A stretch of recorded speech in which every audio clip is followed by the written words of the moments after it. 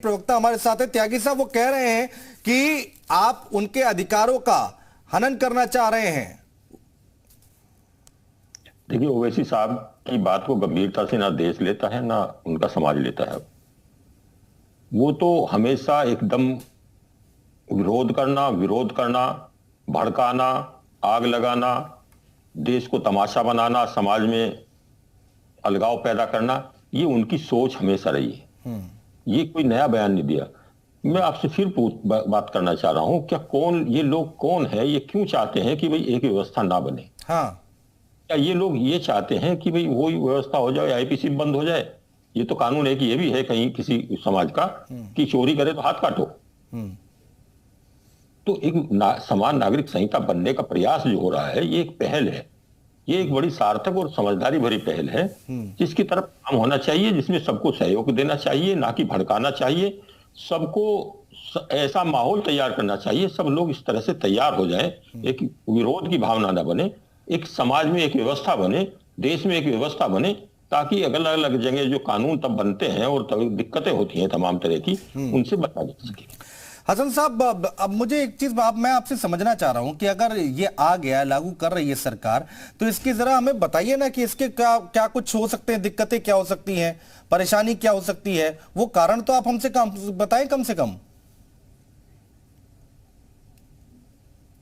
देखिए, पहले तो भारतीय जनता पार्टी के प्रवक्ता ने कहा ये लोग कौन हैं जो विरोध कर रहे हैं।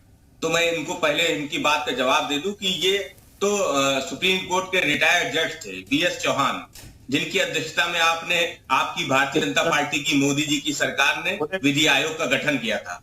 उस विधि आयोग में जो टीम थी, वो लोग हैं जो मना कर रहे हैं कि नहीं, ये कानून लागू नहीं हो सकता। हाँ। आपको चाहिए था कि आपके जो तर्क है, आपको उस कमेटी के सामने रखने चाहिए थे।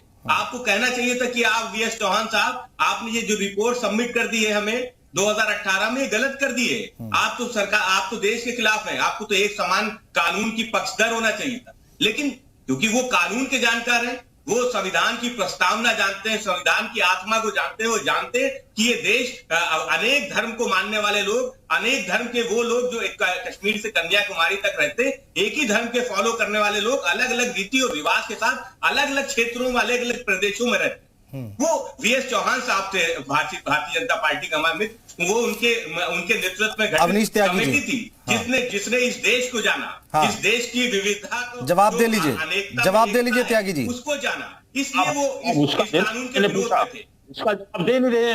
मैंने ये कहा है कि ये 2016 की बातें थी। 2016 में उन्होंने ये कहा है कि अभी उसमें शब्द जोड़ा है। उन्होंने ये नहीं कहा कभी जरूरत नहीं। उन्होंने कहा अभी, वो तब नहीं थी, आज 22 नहीं 2016 में नहीं, 2016 में विधि आयोग का गठन हुआ, जुलाई 2018 में। फिर से आप अपनी चीज को अपने ठीक कर लीजिए। अभी नहीं है जरूरत। 2018 में रिपोर्ट सबमिट की, उन्होंने कभी दिन में अभी रिपोर्ट सबमिट नहीं है। अब प्रयास हो रहा है, उसकी कोशिशें शुरू हुई हैं। उन्होंने ये नहीं कहा कि इसकी कभी जरूरत नहीं है। आयोग ने ये कभी नहीं कहा इसकी कभी जरूरत नहीं है। उन्होंने कहा अभी।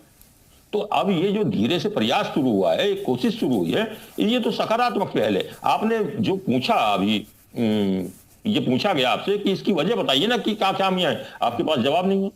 आपके पास केवल एक वजह है कि एक वर्ग विशेष की वोटें लेनी है। ये डराना है, उनको घबराना है। जवाब सुनना चाहेंगे। आप प्राइवेट बिल लेके चले आते, आपकी सरकार में आपकी हिम्मत नहीं होती कि सामने से बिल लेके चले आए। आप विधि आयोग का गठन करते, वो विधि आयोग 2018 में रिपोर्ट सबमिट करती है। ठीक है उत्कर जी, एक बात तो यहाँ पर साफ है कि देखिए, भारतीय जनता पार्टी ये परसेप्शन बना रही कि साहब हम तो इसको लाना चाह रहे हैं, और समाजवादी पार्टी कह रही हम तो इसको रोक कर रहेंगे। तो दोनों का मसला हल हो रहा है। 24 का चुनाव सामने है। देखिए, ये बिल्कुल बात है कि राजनीतिक बात तो यही है, लेकिन व्यवहारिक बात यह है कि भारतीय जनता पार्टी सरकार में होने के बावजूद भी ये चर्चा में तो रख रही है इसको। बिल्कुल सही बात है कि चर्चा में रख रही है, लेकिन सरकार बिल लाने जा रही है ये नहीं है। क्योंकि सरकार अगर कोई बिल लाती है तो उसकी एक संवैधानिक प्रक्रिया होती है। हाँ। और सरकार उस प्रक्रिया से चलती है। और जाहिर सी बात है कि विधि आयोग का अगर में इस मसले पर अगर बात हुई थी तो वो है, अगर सरकार को बिल लाना होगा, अगर वास्तव में बिल लाना होगा, चर्चा की बात मैं नहीं कर रहा हूं, चर्चा में तो ये आज से नहीं है। मैंने जैसे बताया कि जब श्यामा प्रसाद मुखर्जी ने भारतीय जनसंघ की स्थापना की और उसके बाद फिर वो भारतीय जनता पार्टी में बदली, या उससे पहले से भी ये चर्चा में तो ला रही है पार्टी और उसके एजेंडा में है। काशी मथुरा अयोध्या या कश्मीर में 370 और कॉमन सिविल कोड, ये उसके एजेंडा में है, तो वो पॉलिटिक्स तो करेगी। हाँ।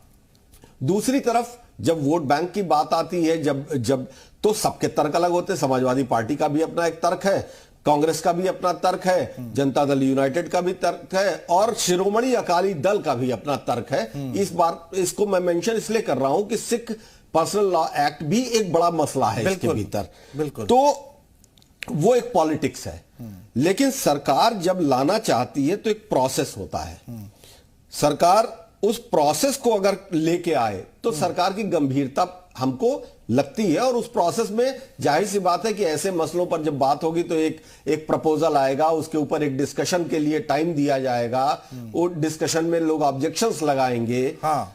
तो वो अपनी जगह पे, लेकिन ऐसा कुछ इस बार दिख जी, मुझे ये बताइए कि भाई तो जो विरोध हो रहा है क्या वो सही है? और एक प्राइवेट बिल आ रहा है। हाँ। मुझे एक बताइए कि जो विरोध हो रहा है क्या सही है या फिर वाकई देश में देखिए, ये मैं नहीं कह सकता। हाँ, या फिर वाकई देश में मांग है इसकी, होना चाहिए। बात अनुज जी, ये बात आप और नहीं, देश की मांग है या नहीं है, ये तो देश तय करेगा। मैं यहां बैठ के या आप स्टूडियो में बैठ के नहीं तय कर सकते ना। पॉलिटिकल पार्टी नुमाइंदगी करती हैं देश के आइडियोलॉजी की, अलग अलग आइडियोलॉजी। अगर मान लीजिए किसी पार्टी को 10 वोट मिल रहे हैं तो 10 उसके समर्थन में है, 100 वोट मिल रहे हैं तो 100 उसके समर्थन में है। तो ये एक व्यापक बहस का मामला है। जस्टिफिकेशन करना हमारा काम नहीं, हम तो सिचुएशन बता सकते हैं ना। एज ए जर्नलिस्ट आप और मैं सिर्फ सिचुएशन बताएंगे।